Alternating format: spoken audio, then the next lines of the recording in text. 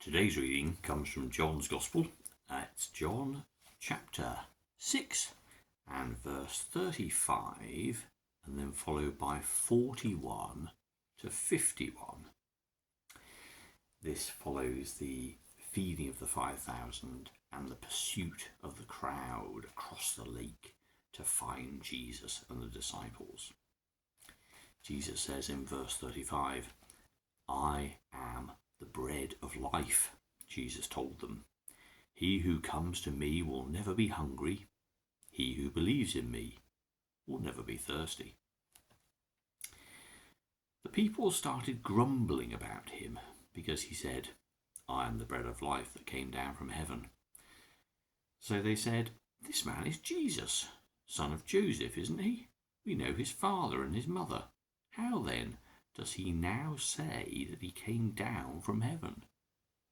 Jesus answered, "Stop grumbling amongst yourselves. No one can come to me unless the Father who sent me draws him to me, and I will raise him to life on the last day." The prophets wrote, "Everyone will be taught by God. Anyone who hears the Father and learns from him comes to me. This does not mean that anyone has seen the Father. He who has come from God is the only one who has seen the Father. I am telling you the truth. He who believes has eternal life. I am the bread of life. Your ancestors ate manna in the desert, but they died. But the bread that comes down from heaven is of such a kind that whoever eats it will not die. I am the living bread that came down from heaven. If anyone eats this bread, he will live forever. The bread that I will give is my flesh, which I give so that the world may live." So it reminds us really, doesn't it, of the other two discourses that John has given us so far. The conversation with Nicodemus about being born again, and the conversation with this woman at the well in Samaria, when he talks about being able to give her everlasting water. I am the bread of life, Jesus says. He also says here that whoever eats him has the bread of life. Whoever drinks of him will have that eternal water. So he is the stuff of life, the sustenance of life. But the point of this particular reading is that it's all about a conversation. This time we're talking to the Jews. Okay, so we're having another stereotype. We've already had in chapter 5 a conversation with the Jewish authorities. We had a conversation with the people in the beginning of chapter 6, and then we have a conversation with the disciples, all of whom bear witness to what Jesus is doing and saying and go off on their own threads as they try to understand what it is that they're seeing and perceiving. And this conversation takes that even further, widens it to the Jews, and we have people who hear what Jesus says, because he said in last week's reading, didn't he, about the idea that they had followed him across the lake, not because they'd seen what he did and understand who he was, but because they'd seen his healings, because they'd been miraculously fed. And who wouldn't want more of that? Free food forever? And Jesus is here saying, I am the bread of life, whoever eats me will never die. And people started grumbling after they'd already had that conversation. Said, well, don't we know him? Can't we ground him in a family hierarchy? Surely he can't be anything special because of this and this and this. So just like a lot of other people that we've seen in the gospel so far, people are engaging with Jesus with their own intellects, with their own thought processes. They're trying to make sense of what is happening when they see what Jesus is doing. And this is utterly fascinating, isn't it? Because obviously, in the vast majority of things that we do in our normal lives, our senses are just absolutely fantastic and can be utterly trusted. What we see with our eyes is fantastic. We see, assuming we have all our senses intact, we can hear, we can smell, we can touch. And this is the way in which we discover the thing that we call reality. And it's to be trusted most of the time. It's how we can drive our cars, it's how we can walk around without bumping into things, it's how we can know what's dangerous and what is safe to do. It's how we gather information that builds up our knowledge. So it's really, really good.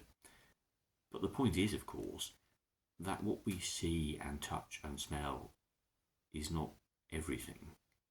We know, if we think about things on a cosmic scale, that there is a lot of information flooding to us from across the universe in wavelengths that we can't see.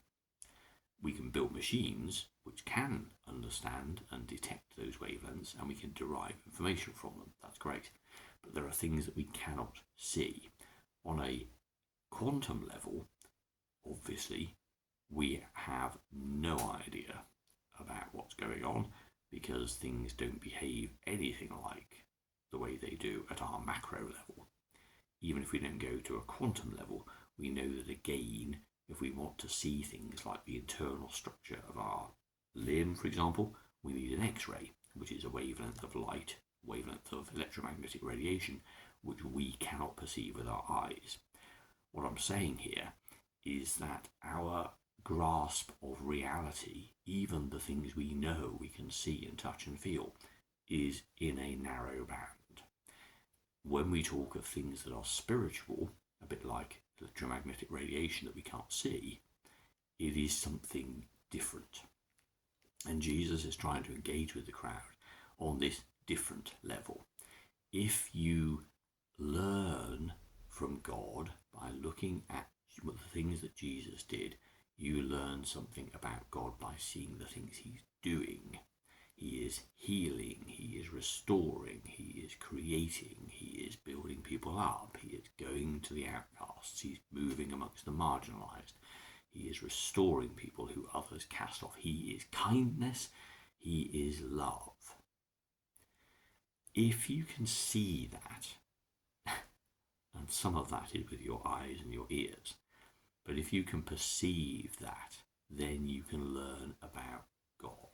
And that's what he's saying. Whereas the crowd and all these other people in the preceding chapters are looking at Jesus and using their own senses to try and understand it. It's about as crazy as trying to discern the internal structure of, say, an arm by looking at it with your eyes. Not even touching it, just looking at it. Whereas if you have an X-ray, you can immediately see there are two bones. It's the same thing. If you look at Jesus with your human intellect, with your eyes and your senses, just as everyone did here, you will not see what is actually happening there. And that's essentially what John is wrestling with all the way through his Gospels. The idea that people see with their eyes, but they don't see spiritually. They don't understand what's going on. Though many people do, which is incredible. But they get past all of that and they understand the benefit of what he brings and the joy and the beauty of being there with Jesus. And the penny does drop.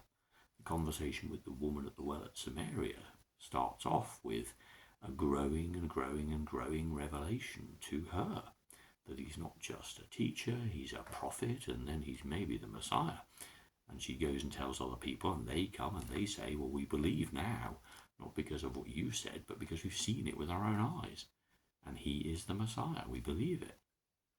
And so some people are able to understand it.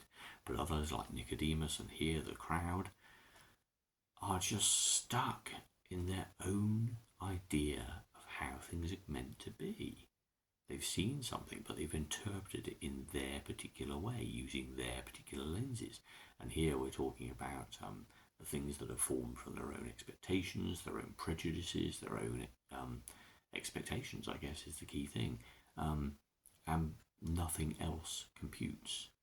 And reality, what they actually perceive, is just hidden and explained away. And this is how it is, of course, for all of us too. When we see what God is like in Jesus, what do we see? Are we seeing a person of history, a person who teaches, a person who maybe even heals? Or are we seeing that this was, as John says in his first chapter, the most cosmic act of creation since creation itself? Whatever that was, whenever it was, however it was, God comes in the person of Jesus to show us what God is like. And if that's what you see in the person of Jesus, then yeah, you have, and then you use all those metaphors. You have a wellspring of water for eternity. You have eternal life. You have bread that will keep you fed forever. None of that means never being thirsty, never being hungry. Even to talk about eternal life, is that for the future? Is that now? The experience that I have of God is that if you have somehow, through God's gift and through circumstance, been able to perceive God, then like Thomas in the upper room, the only possible experience is to be blown away by beauty and glory and power and strength and joy and love. Logic and reason are no longer useful, just as they're no longer useful trying to perceive electromagnetic radiation coming to the Earth from deep space.